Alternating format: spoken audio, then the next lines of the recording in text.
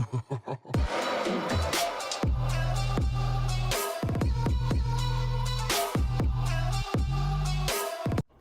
guys, today we're back with another Python update.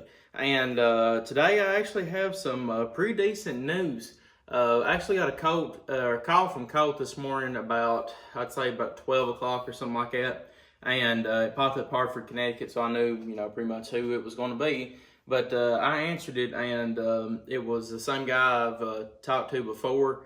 And he said that he actually had my Python right then, and that after they touched up some of the finishing issues on it that I had actually included in the paperwork and everything else, that it would be getting sent back to me. They said they would be sending it back about Monday of next week, and today is Monday 2/17 of 2020.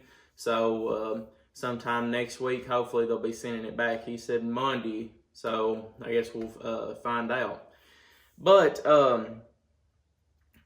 he told me, that he first told me that and everything with that, and I was like, all right, well that's good. I'm glad to hear that. What was wrong with it? Because that's the big question on everybody's plate right now. I was like, what was wrong with these Pythons to make these do this? And just being straight up with you guys, I'm not sure if let's see here how to put this. The answer that he give is simple, and it's a simple fix, don't get me wrong. But I'm not sure if that's really what was wrong with this gun. Getting to the answer he gave me, he said that on both mine and Hickok's gun, that the side plate was loose on it. And he said that was the reason that he thinks caused the malfunction. And which is a cylinder turning. I don't know how in the world that would help the actual, like primer strikes I was having. But we'll get to that here in a second. But the thing about it is that he said that the screws on the actual plate was loose, and that's what they think caused the cylinder to come out of battery, I guess you would say, out of battery or whatever else, and stop spinning while the hammer would still fall.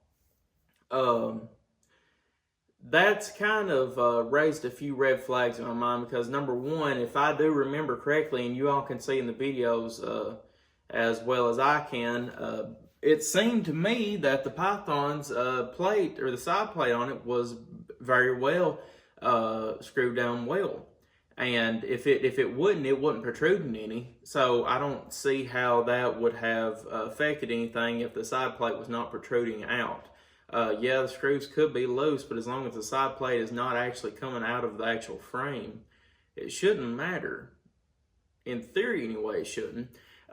Which also throws up a red flag to me about what Hickok 45 was saying.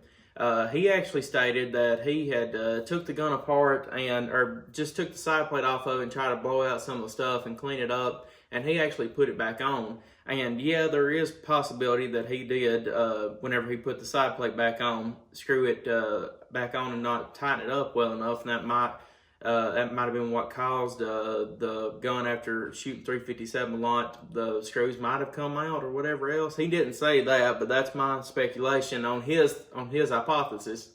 What could have happened, just going at it from both different ways. And but I couldn't see him doing that, him not tightening down the screws tight enough, or something like that, for that to actually happen. If this is the case, and that is all what's wrong with these Pythons, and I'm glad for Colt, and I'm glad that we can get this figured out and get on around everything. But I've been dead honest with you guys. I don't know if that's really what the problem was with these guns. And the thing about it that kind of made me mad, I mean, and I don't know if he meant to make me mad or whatever else, but he actually said, whenever he was talking to me, he said, yeah, I don't know if you maybe had took the side plate off and was looking around inside of it or whatever else. And I was like it caught me off guard. Like, I wasn't really expecting him to say something like that or try and put that blame on me. And I don't even know why he come out with that or whatever else. But he was like, yeah, maybe, I'm not saying you did or whatever else, but maybe you was looking around in there or something else, trying to treat me and saying, oh yeah, I was in there doing that. No, 100%. The video that I have from taking it and unboxing it, I literally took it out, took the pieces off of it, and walked right outside and shot it. I never messed with that gun one bit, and I can't believe that he actually would even come to a conclusion or even state that maybe I had some error in the gun doing what it's done. If the thing about it is that if not only mine, but Hickok's and multiple other people's that you have already seen that I've documented with videos and everything else, and viewers have sent me, and viewers have actually tried to talk to me how I got up with Colt, and all these things are happening with these guns. I just don't know, and that's the thing about it is that, you know, there's so many hypotheses out right now, and until Colt makes an official statement and we can get some engineers looking in on this gun to see what really is going on with the internals of this gun, I don't think that I'm at this point, unless they send me a letter and they go a little bit more deep into what actually was going on with it. I don't know if I accept this answer or not, just being dead honest with you guys. I'm glad that Colt called me back, and I don't know if it's because of the last video I posted or whatever else, but, you know, I'm glad they called me back, and I'm glad, you know, I've got somewhat of an update. But just coming from the background that I know in gunsmithing in general, this, I don't see how that could happen, which, you know, he said that the hand, if it's any bit coming out of the gun, which means that the side plate will be protruding also, would probably disengage the cylinder to make it stop turning. And, you know, it makes sense in the long run, but from what I've seen just from that gun in general, I don't recall the side plate being out of line, because I looked over that gun with a fine-tooth comb before I sent it off, and there was nothing the matter with that gun that I seen from the outside anyway. I never did take it apart, because if you take a gun apart, if you take Colt's guns apart anyway, it voids the warranty, so I never did do that. I was 100% not wanting to get into that. But this is, you know, it's just my 2 cents on it. Like I said, I should be getting it back next Monday, hopefully, maybe a little later, something like that. But, you know, they said they was going to try and fix the imperfections on my gun, the scratches and everything else. I'm not really sure what he meant by scratches or what he meant by that, but, you know, I hope they can get it fixed. I hope they can get it looking back brand new. But whenever it comes back, I'm going to try and put it through its paces as much as I can afford to anyway. 357 around here, running about $25, $30 a box, depending on what you get. And you know, I'll try my best to find as much ammo as I can for this upcoming video whenever I actually do the final range review and actually finding out if Colt did fix it or not. But that's really about all I have to say right now.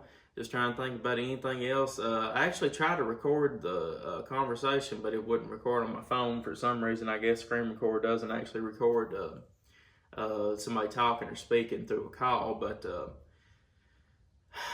that's really about the only thing that I can think, really, that he stated that I can update you guys with for now. But I guess we shall see pretty soon if this actually fixes it or not. But guys, I appreciate y'all viewing. Like I said, if you have any questions or comments, or let me see, or I'd like to hear y'all's 2 cents on it.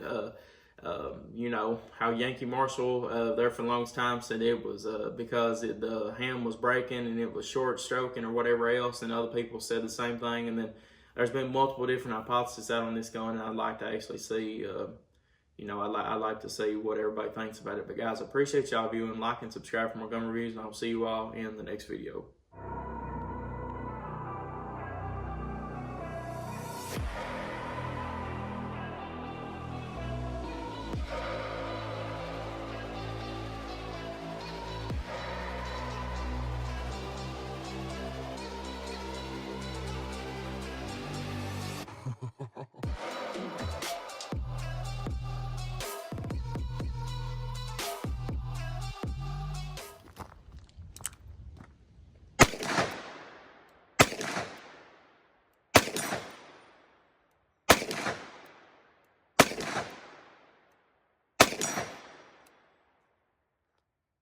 Falling fart on that one.